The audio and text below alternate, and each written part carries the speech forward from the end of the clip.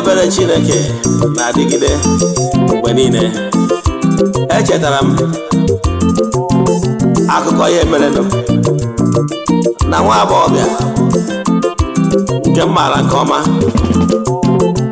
ka arụrụ m ole gachara ọ nụrụ di, o wee bụrụ na afọ ime nke o wepụrụ mgbe ọ dị na agbọghọbịa ka o mesịrịla ma ọ nụrụ di wee na-achọ nwa,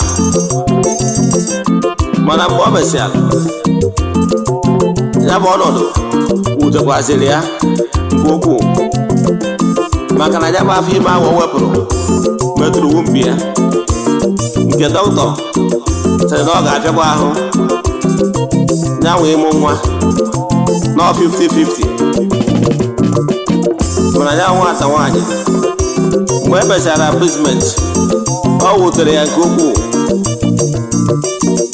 Nwa ajọ ọnọdụ na ajọ ndụ ka o biri mgbe tara aka, mana ngọzi Chineke na-adịgide, obi ebere ya na-adịgidekwa. Mana taa nwata nwaanyị anwa nke ndị mmadụ na-akọ ọnụ amụtaghị nwa abụrụgo onye kwuru ejima n'ụbọchị taa. Ka anyị kelee Chineke, obi ebere Chineke na-adịgide.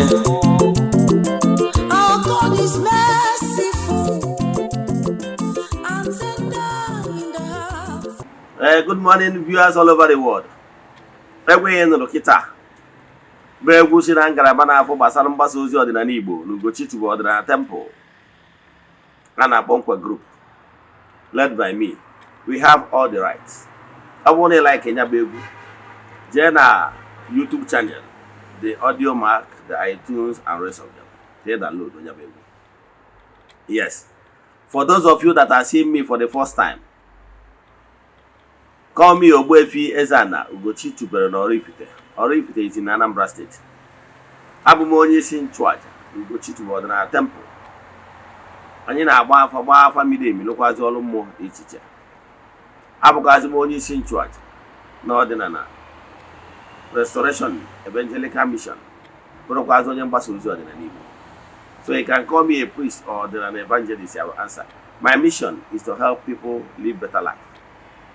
N'ụbọchị taa, n'oge awa nke eziokwu, today's topic is all you need to know about ndị ogbanje. Yes, all you need to know about ndị ogbanje. Before we dive into today's lecture, important announcement. Don't forget that we are still in the month of December. Our monthly ritual for the month is still ongoing. Our group ritual is for upliftment, breakthrough, and liberation.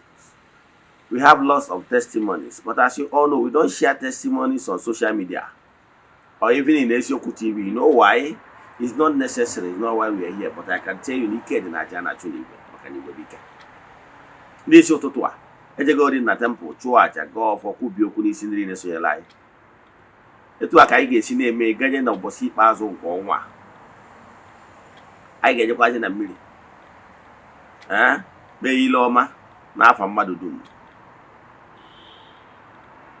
Jee na mmiri chụọ aja ihe ọnụ na-eri, jee na-akpọ ọkala ete ndị mmiri, gbuo ihe mmee n'afọ mmadụ dum, gbagọtazie na temple chụọ aja to entities of power si na temple, jee n'ebe nchụaja gbuo ebu. Etu a ka isi eme ya.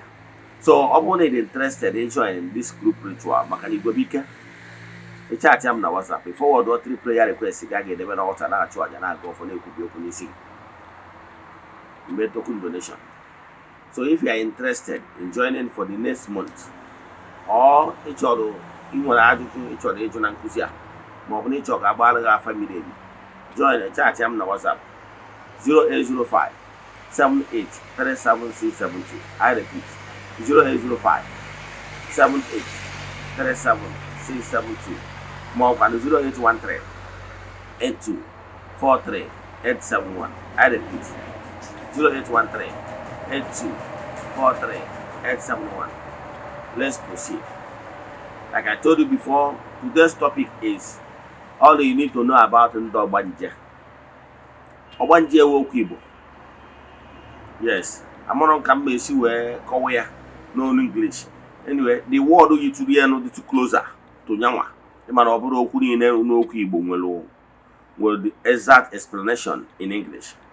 However, I will okwu bịa closer to ihe ndị ogbanje bụ all you need to know about the mystics.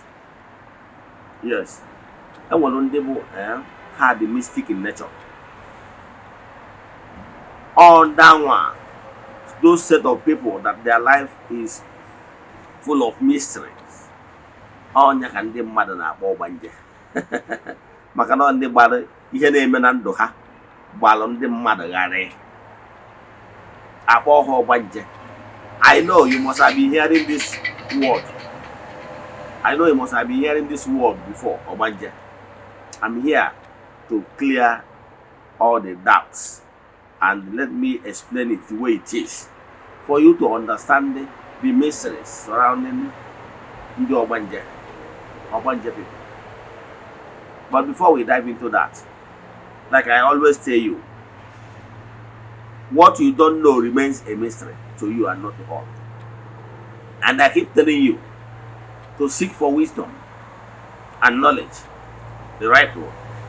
Because if you are knowledgeable, you become a master. If you lack knowledge, you remain a slave. So pay attention. I can tell you, this message today, you are blessed. All of you that are blessed to come across this message, I'm here to ensure that that bandage in your eyes will fall today. If you only will listen to me without bias, you will learn something that will change your life for good. Because faith comes from hearing. Today we are here to discuss about ogbanje. Even non-Igbos will always tell you here about ogbanje. Who are these ogbanje people? People normally refer as ogbanje people. They are humans, but what is happening in their life is full of mysteries. Yes, and there is characteristics of ndị ogbanje. Some of those that your child, ogbanje person will begin from childhood to exhibit those characteristics of ogbanje. And there are some certain things that are very common. Ogbanje are mystery. People that their life full of mysteries. Most families, if an ogbanje reincarnated and the spirit that visited in form of the reincarnate, if that spirit is not properly welcomed or mistreated, the spirit can go back. And they might go back and return. That is why we have people got this name, ogbanje, meaning they go and come back. They go and come back. That is means ogbanje, meaning ogbanje. You go, come back. That's where the name comes from. Ogbanje. Are you following? Now, but that name does not really explain who they really are in details. But today, pay attention. I will explain to you what ogbanje is. And ogbanje is not evil. Now, if you are looking for number one onye ogbanje, I'm number one onye ogbanje. I'm proud. Yes. Ogbanje people is those people that what is happening in their life is mysterious to the eyes of ignorant people. Yes. Let me tell you about Ogbanje. Ogbanje, if you're a child, always if you're a mother, a father, parents, I'm talking to you. Pay attention to each and everyone in your home, your children. Give adequate attention to every child. You will discover those child. That's your particular child that is very unique in his character or her character and approach. And there are some certain things in the Ogbanje. Let me explain in details.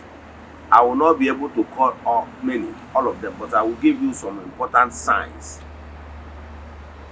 Ogbanje people are very unique. Ogbanje people are blessings. Yes, if you understand them very well. But if you treat them with disrespect, treat them anyhow, you will regret it. Ogbanje people are blessing to the home. Any home they found worthy. Yes. Ogbanje, why some people parents normally call their children Ogbanje or their child Ogbanje? Because what is happening to that child is missing.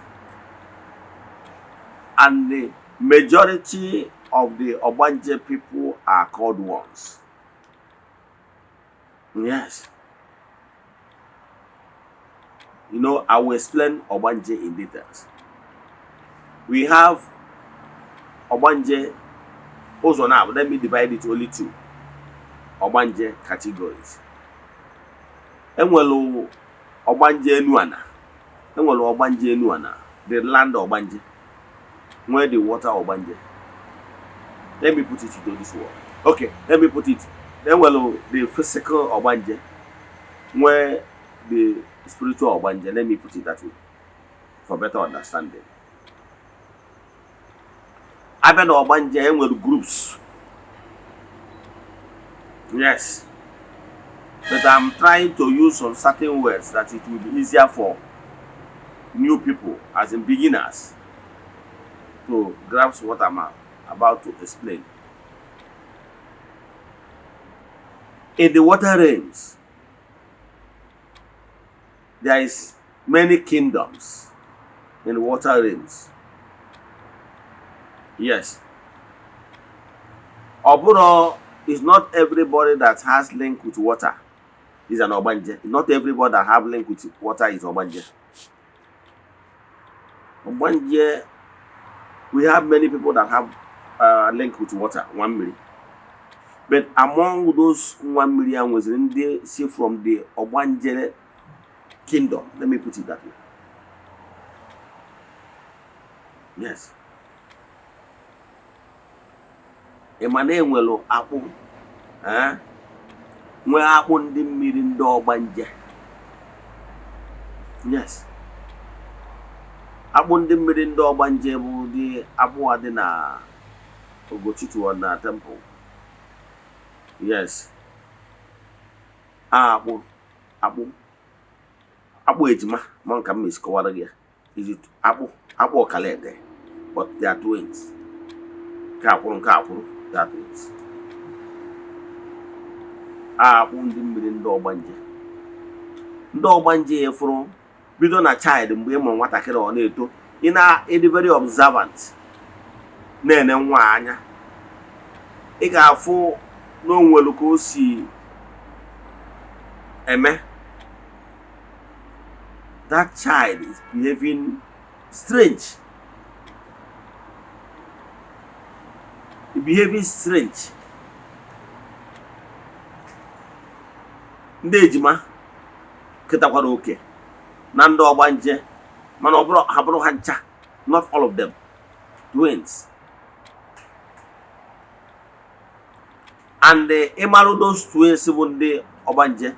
So what I'm telling you that that is why if you see ejima ndị ogbanje, if this one is sick, believe in me, this one is well, the other one will pick up. We have it in our family. So if you really, how we normally do it that 2 times is that once you are paying attention to this one, pay also small attention to the other one. If you refuse to do so, once this one is well healed, the other one will fall sick. Now, that is one of the signs. 2, ogbanje child is that particular child that if that child is angry with you, if an ogbanje person is angry with you, or you offend an ogbanje person, and that ogbanje person is angry with you, okay, you might go to shop, you will not sell anything. If you offend an ogbanje person, you will never go scot-free. The person you offended might not even say anything, but ndị ogbanje ibie ha ga-agbanyere ufim ikwela. Ogbanje child nwere ike isi gị ọpụta ọgbọ mpa ọ sị na ya fụrụ ebe ọnkụ onye dị etu a nwere accident. Yes, ha na-ebido na nwa fụba ụzọ. Ọ nwere ike ọ sị gị mma ya na ya fụrụ ebe ọnkụrụ onye dị etu a nwere accident, ajachie ya ọnụ sị ya nwa wee kwụsịna. God forbid, ndị ụka asịwa I reject. Ikwuchagoro I reject ya nwa, o nwere ike a day 2 days inweta call na ọnkụ nwere accident. Sometimes o nwere ike sị gị na ihe ị na-eje n'ije na onye ị na-eje ije fụrụ ịma afọ ya, nke bụ eziokwu na ijecha abata ije ebe anyị afụrụ onye ijere. Okwu ome nweta ma okwuru nke dị mma, sometimes okwuo nke dị mma nke ị laikiri. Ị nwere ike bụrụ mma ma ọ pada eje ahịa, ọsọ ma ọ ma ezi ya ma ọ dada ezi ya. I say if you go to market today, you make huge sales. Believe me, if you go to market, you make huge sales. And sometimes you are going to somebody to drag somebody debt. He will not tell you that you are going to see somebody that you will not see him. Believe in me, if you go to draw that debt, you will not see the person. Then if you come back, you will be angry with the ogbanje child you have at home, thinking that it's not the cause. Although they have prophecy. Ndị ogbanje ha nwere prophecy, I'm telling you. Because enwere ogbanje, ndị ogbanje ibie na-ebutere ya message. Enwere ike anọgide agwa ya nekwa ihe na-eche ime na ome. So ndị ogbanje wụ all the realm of prophecy. Ha nwere prophecy. Onye ọbụla bụ onye ogbanje. Ha na-ebute akụ. Ha na-ebute akụ. Ọ ha nwa bụ in the kingdom, in the marine kingdom. Ọ nwa bụ the messengers ndị na-ebute akụ. Ike anara agwụ ha. They go in and come back, they come back. Ịmụta ogbanje nwebe aṅụrị. Mana the problem many people na-enwe bụ if you see ogbanje child, you begin to treat the person as with disrespect. You will call ogbanje, go ogbanje. If they go see any hatred, he will show down. Show ogbanje person love, and you will receive abundant blessings. Once you show ogbanje person love, believe in me, you will be favored. Once they are happy with you, you are favored. But once you email her out of hate, once you offend them out of hate, sorry is your name.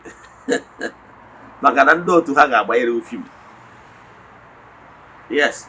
So if you, that particular child, sometimes Hannah like you keep quiet. Child. Sometimes he have fear on all way. He doesn't want to mingle with anybody. Yes, one honor, no other can honor board meeting within those here. On quiet.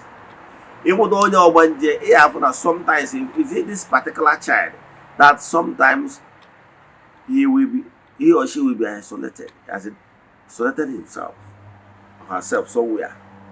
And I just say, why are you not playing with your other children? The man and do to. And what you need to do is treat that child with respect, with love. I'm one that already understand them. They put that child, see, boy, I feel now, we are petting them in that way. Go tell you here that you love him or her so much. Make I get every oil. And I just here. Wow, he feel comfortable with you because of the kind of love you share. If you don't want to go to all or waggy, so daddy, mommy, Nambiana la hola, they are here to amen. One week or second and bad, the other allow hola on the ano. More Becutia. Or call him more cool. Mana, other more calling in law. More be him more warrior. A short why I said, I'm sure you couldn't wow you ogbanje. He may to her very often, or may feel is comfortable. He express himself or herself before you. If you all game maybe on our own way the more. Money in here the freedom he express so we if you the best out of him, that child. If you not no ga fear home, no run into problem with your ogbanje beside you. You nwere ike echi imeje ijem ọ sịghị na njem ihe chọrọ ime gị emekwana ya. O nwere ofu onye nke mma mụ na ya akwụkwọ friend. O wee kọrọ m akụkọ mgbe mpụ ya nwere appointment with even the present governor as PA to the Mr. President, Mr. Governor. Ọ sị m na ya anọ before enye mpụ ya that appointment na ya anọ abịa gwu ya na ya ga-enye mpụ ya appointment ịbụ special advisor to Mr. Governor. She found out to go up PSC and then Panaya for Mr. Governor get the appointment. And few weeks down the line, and before the family are going to ogbanje, no kuno him and ome. Okay, particular time Piana CJ leave as in outside the Abuja also. Obogo person live in a CJ. Now was some business friends. Yeah, like a meeting, Nanyao meeting, and the Nanyao meeting, one of them is planning to poison you, and that is how the man cancelled the trip. Because Oma now quite out to Jome. More on the ogbanje mama, they are seers, they prophetic. They are from the realm of the prophetic ministry. No ogbanje. That is very powerful. I told you, in case of only miss it because of network problem. One name will do one genuine, when do one genuine. Very powerful people. On your battle, you go to one temple, Bob and I are all lumri. I never settle on do one genuine. Monday, ogbanje, ndị nuana, na ndị ogbanje, ndị mmiri a na-akwado ha niile ibu. Maka na ihe na-esi na nke onye akarịa. Dịka m gwara gị na mbụ number 1 onye ogbanje. Gatara. So, ndị ogbanje abụrụ evu tem. Only that ndị ụka ndị eriri, they don't understand how things work. So, whatever that is confusing, they don't understand it, they will give that thing a bad name. They will demonize the thing. Like I will say, Ndo Ogbanje, Ndoka, they demonize Ogbanje. Once you hear Ogbanje, to them Ogbanje people are possessed people. So Emuto onye Ogbanje, let me warn you as you parents. O nwere ọtụtụ ụmụazị mụtara a unique child. Yes. Had done na agwa ndị ogbanje na-enwe great destiny. Ha na-adị successful, ha na-adị rich. Because onye amara ha na-adị very unique. So, kwụsị ịkpọ nwa gị na-eje na mountain of fire, kwara ya na-ejegasị na ebe a na-eme exorcism dị iche iche. Thinking na nwa gị dị possess. No. Ihe ị na-eme ihe a bụ ka ị napụ nwatakịrị ahụ ihe o ji dị ebube. enwere ihe nwa ji wee dị ebube. Are you following? Enwere ihe nwatakịrị a ji dị ebube. So never you allow an ofeke ka ọ bịa na-ebi nwa gị aka n'ihu in bad manners. Ma ọ bụrụ na ị mụtara ọgbanje, ọ bụrụ na ọdada, ikwena ka ofeke bịa na-emetụ ya aka n'isi. Talk less of the isi ka ọ je kpọọ ya isi. Mgbe ezi dị n'ụkwụ ụkwa, imetụ dada aka n'isi nye ya ego. Etu a nọ kịta mfụ dada, I appreciate them. Most of the times I give them money as spirit leads. But if for any reason I'm going to aka n'isi mmenye ego, cash up. Yes. Even if I'm going to it's not admire the hair. Have you asked yourself why he come to you is within a few minutes? You see how I told him. I'm going to know one all. How physical sign goes to know one all within around the person. So what I'm saying in essence is that ogbanje is not evil people. Ogbanje are great ones. So you bring your ogbanje go bangere. The problem is sometimes go on your ogbanje amadi ihe na-eme. Sometimes parents na isa cause problem. E muta nwatakịrị bụ ogbanje. E kpọrọ ya si na the possess. Because of what is happening in around that particular child in Agbagari. Sometimes as a child, already is a prophetic words or be an message. The boy or banja. Only come the message already is there for you. We're going to marry a madam. We're going to tell us in the air on one day to a month, and more day to a boy possess, not the possess. Now more than the a boy a Gemini feke in the form of restoration or so-called deliverance. If I buy you to not talk ikewa ihe nwa ajite ka ikewa ya from ndị ogbanje, then the money they put that child life in jeopardy. Ihe na-achọ ime bụ ka ị napụ nwa ahụ ihe o ji dị ebube, ihe ọ ga-eji wee dude na ndụ a. Maka na ọ bụrụ na ị napụ ya kewa anya na ndị ogbanje, ọ ga-emezikwa onwe ya. Dịka nsi gwa gị, ụfọdụ ndị mmadụ na-eme isikọta ndị ogbanje na ndị mmiri. Yes. Ndị ogbanje mmiri anyị na-ebu ndị mmiri, mana dịka nsi gwa gị na onye ogbanje in the water kingdoms. Let me use simple terms here. There were many realms inside that kingdom, or many kingdoms inside the realms. The 12 years what here, but enwere ogbanje n'ime ndị mmiri, enwere ndị ogbanje mmiri. Department had it here.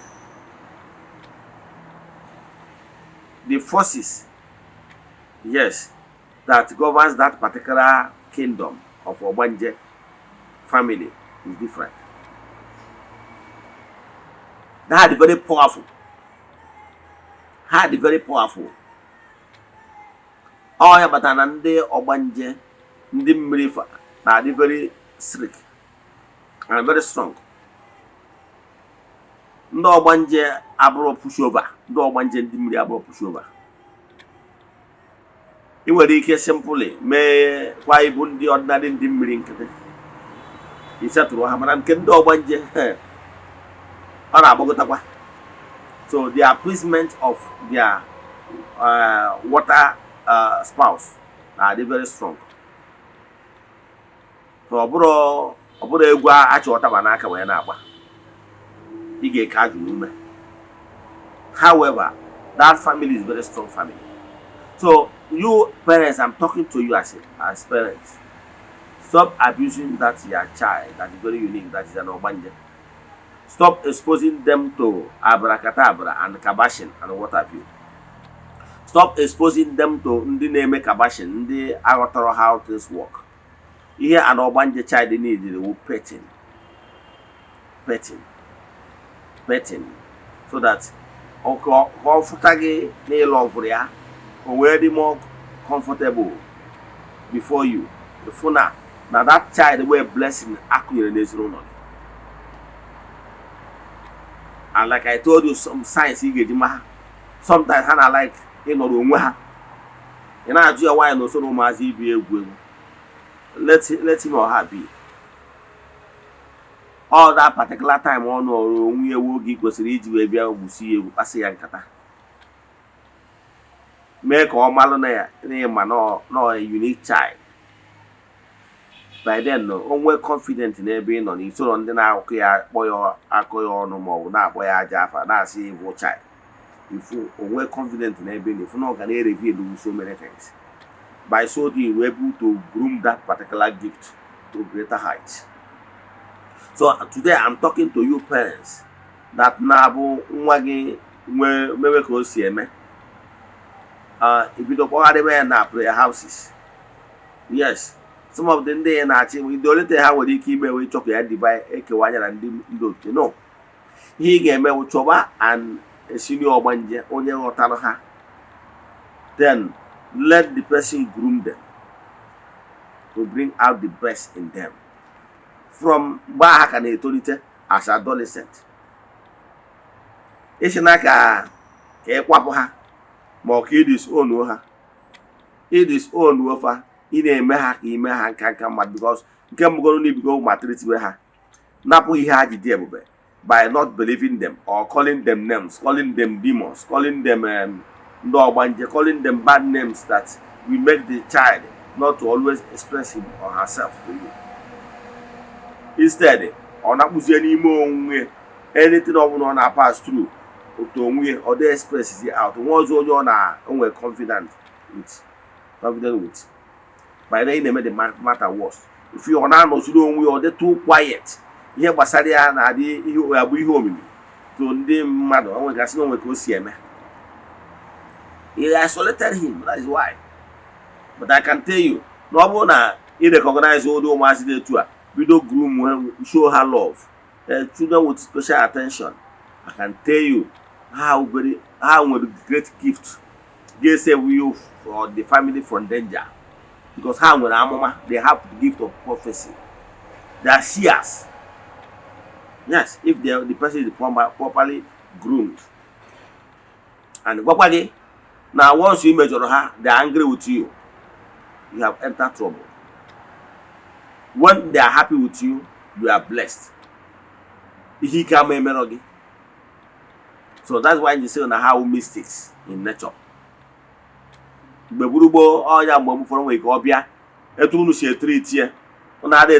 love, the child might even die. Only can show up also. He mistreats young again. He comes and goes. You know, so what I'm saying is that and we're so many things, and we're so many approaches for the but the best approach is show that child a special child, show that child love. Stop calling them again. I warn you, stop calling them names. Stop calling them you evil child. Stop calling them you ogbanje. Makana ị na-akpọ data ogbanje, ịkpọ ọbụ ogbanje ndị mmiri mma ekene gị. Mana ana m achọ ịgwa unu ụfọdụ na-akpọ ya with disrespect. Mana onye ogbanje ibe kpọ ọbụ ogbanje amụrịa m. Ịghọtara ya? Maka na ọ na-akpọ ya maka na ọma na n'ofu mmiri nọ n'ite asụ. Mana onye abụrụ onye ogbanje ga na-akpọ ya with disrespect as maybe evil. Are you following? So ogbanje abụrụ ihe ọjọọ. Ogbanje bụ ndị life ha na-eme na life ha gbara ofekegharị. Let me put it that way. Man, I want to take this from me. Ndị ogbanje bụ ndị mmiri. Man ha nwere special gift. Agwara m gị na enwekwara ogbanje ndị Eze-Ana. Enwekwara manifestation ndị Eze-Ana. Ha wee iwe ebe a. Ha wee iwe ebe a. Ọ na-atị ya. Mana ndị ogbanje mmiri dị very mild. Ịghọtara ya? Ha anaghị emebi ihe. Ha nwere greater gift. The way they operate, how will they have the gift, they have the gift of seeing as a vision. They have prophetic gift. How will So if you come across one, rejoice. gwakwa gị na abịa na temple na anyị nwere agbụfa bụ ndị ọgbanje. Ịghọtara ya? So etu a ka ha dị, obiọma ha na-adị too much, and ịghọta ha ọ bara gị. You hate them, ị mere onwe gị. So ndị nke ọgbanje Eze-Ana na-aka adị more violent. Some of them bụ ndị nwere ike ahaziri ihe gbasara ọgbanje ha, ahaziri ihe gbasara ha. Onye ahụ na-enwe ike nọkọta efe ụfọdụ n'ime ha ọ dị ka ha ekopụrụ ekopụ. They are good too in their own rank. But what I can tell you is that an ogbanje is not a full person. Only that from that early stage, you need to groom them. It has zero holes up. That the greatest mistake you make as a parent is when you hand them over to nonchalant people, ignorant people, and novice. Once you hand them over to these acclaimed the pastors, naturally they will demonize them. They will be calling them people that are filled with evil spirits. They will begin to try to exhaust them and try to put a limit between them and their forces. And by so the way you do that, you are trying to destabilize the child with his forces. So don't do it. Instead, look for the person that understands them. Yes. As you go for us, some of them are called ones. Most of them are called ones. If you told them that,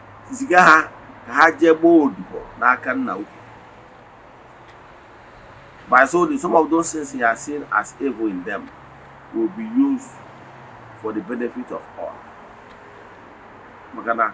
Only the mentor or who don't understand them, or send it to you call on your down. We are talking is where you utilize that power. So today, stop calling someone ogbanje in disrespect. I'm going to do ogbanje. I am a group who created borrow or to know more ogbanje. Yes.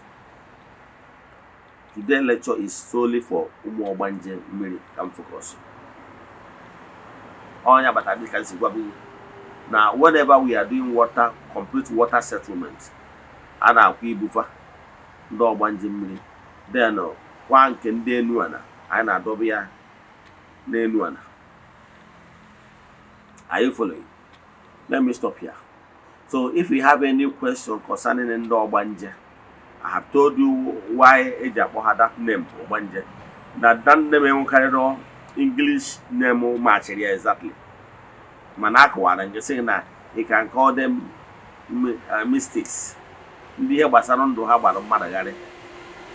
What we're gonna have with Amma, we're gonna have with vision. We're gonna have put on them. We're gonna a Baswogi, we will show down. My name will be the Hamma. Or brought double blessings to you. So you want to go Nankuzi Basaran Ogbanje. A church am na was up more now. If you go many places, that's only one Ogbanje. And the natural solution, a thing is you a chrono cooking. Whether lots of damages have been done on your part, or then will go a lot of misunderstanding in the Madunella. Near Basalagi. Then chat me on WhatsApp. I will help you. Near Basada Ndo Ogbanje. Let me stop here. If you have any question today, lecture, chat me on WhatsApp. 0805 7837 I repeat 0805 7837 or 0813 8243 871. I repeat 0813 8243 871. 0813 8243 871. May the blessing of Chukwu be with you. May you be prospering in whatever you are doing. May you be favored. May you be protected. That is under the influence of my voice that you share this message. May you be favored. May a double blessing locate you. See you tomorrow. ọ bụrụ na ọnwa egburu ji eji wee chụọ aja emesịa na ọ ya epu ome ka emesịa